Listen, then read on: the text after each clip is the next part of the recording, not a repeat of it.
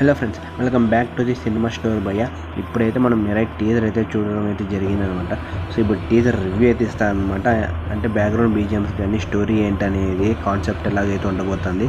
So మొత్తం డీటెయిల్గా అయితే మాట్లాడుకుందాం. ఎక్కడ స్కిప్ అయితే చేయమాకండి, స్కిప్ చేసి మీకు అర్థం కాదనమాట. So let's start the teaser review of Mirai friends. First of all మనం మాట్లాడుకోవాల్సినది యాక్షన్ సీన్స్ గురించి అయితే మాట్లాడుకుందాం భయ్య. యాక్షన్ సీన్స్ అయితే వేరే లెవెల్తోనే అండ్ ప్రొడక్షన్ వాల్యూ కూడా సూపర్ అయితే ఉండదు. బట్ అక్కడక్కడైతే ఏఐని అయితే యూజ్ చేశారు, బాగా అయితే యూజ్ చేశారు అనమాట. మనకి ఒక ఫస్ట్ షాట్లో చూసుకోవచ్చు, మన స్టార్టింగ్లోనే తెలిసిపోతుంది చాలా ఏఐ రన్ అయినా అనిపించింది. కొంచెం ఎడిటింగ్ అయితే అక్కడక్కడైతే కొంచెం డల్గానే ఉండదు. బట్ వీళ్ళు పెట్టే బడ్జెట్కి ఈ రేంజ్లో మూవీ క్వాలిటీ రావడం అంటే వేరే లెవెల్ భయ్య, దానికి హ్యాట్స్ ఆఫ్ అని చెప్పుకోవచ్చు. ఇంకా ఫైట్ సీన్స్ చూసుకుంటే మాత్రం ఊరా ర్యాంప్ లెవెల్స్ అయితే ఉన్నాయి భయ్య. ఇంకా మనకి టీజర్లో కొన్ని చూపించారు, బట్ మూవీలు ఇంకా చాలా అయితే ఉంటాయి అనమాట. ఫైట్ సీన్స్ కానీ యాక్షన్ సీన్స్ కానీ. సో ఇదైతే ఫ్యూచరిస్టిక్ సినిమా అనమాట, లైక్ కల్కి సినిమా లాగా. మొత్తానికి ఓవరాల్ కంపేర్ చేసుకుంటే కల్కి ఇలాంటి సినిమానే భయ్య. ఇది కూడా మనకి అర్థం చేసుకోవచ్చు, ఈ టీజర్ చూస్తే అర్థమైపోతుంది. ఇంచుమించు కల్కి ఎఫెక్ట్స్ అయితే కొడుతుంది అక్కడక్కడ. అండ్ ఎక్స్పెషలీ మనము ఈ షార్ట్ అయితే చూసుకుంటే మాత్రం ఇక్కడైతే ఓ క్యారెక్టర్ అయితే ఇలా ఉంటుంది. సో ఇక్కడ కూడా అయితే ఇలా అయితే ఉంటుంది. రెండు సీన్స్ చూసుకోవచ్చు ఒకేలాగైతే ఉంటాయి. బట్ మన కల్కి సినిమాలో అయితే అది మహాభారతం చుట్టూ అయితే జరుగుతుంది. బట్ ఈ మీరాయిల్ అయితే రామాయణం చుట్టూ తిరుగుతుందని నా ఫీలింగ్ భయ్య. అండ్ ఇంక ఈ షార్ట్లో చూసుకుంటే రాముడు అనుకుంటా భయ్య వస్తానేది. మనకి మీరాయి సినిమాలో అయితే క్లైమాక్స్లో అయితే సడన్ సర్ప్రైజ్ ఇస్తాడు అనమాట. సో ఎలాగైతే మనకి హనుమాన్ సినిమాలో హనుమాన్జీ క్లైమాక్స్లో వచ్చి లాస్ట్ 10 minutes అయితే ఊర ర్యాంప్ అయితే అయిపోయింది అనమాట థియేటర్ మొత్తం.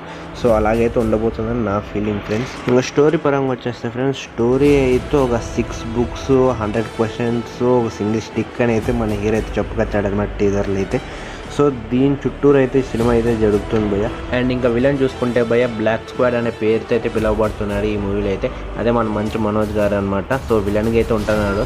లైక్ కల్కి సినిమాలో ఎస్కిన్ అని కమల్ హాసన్ గారు ఎంత పవర్ఫుల్గా చూపించారో, సో ఈ మూవీలో కూడా అంతా బ్లాక్ స్క్వాడ్ అని మన మంచి మనోజ్ అని అయితే ఆ రేంజ్లో అయితే చూపిస్తాడని నా ఫీలింగ్ భయ్య డైరెక్టర్ అయితే.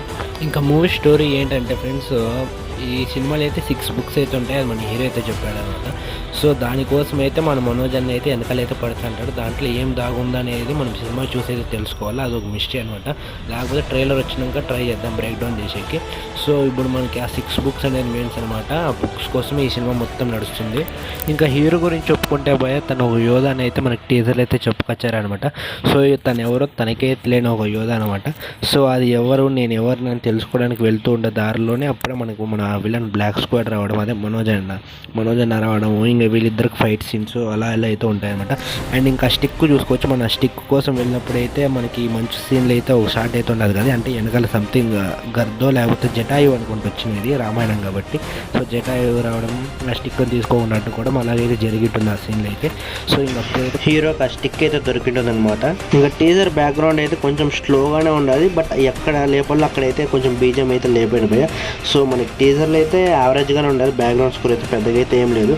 ఇంకా వీళ్ళ యాక్టింగ్ మాత్రం వేరే లెవెల్తో ఉండదు భయ్య. ప్రతి ఒక్కరి టాప్ 2 అంటే చిన్న యాక్టర్ నుంచి పెద్ద యాక్టర్ వరకు అందరూ ఎరగతీసేసారు యాక్టింగ్ అయితే ఇందులో చూపించిన క్యారెక్టర్స్ అయితే.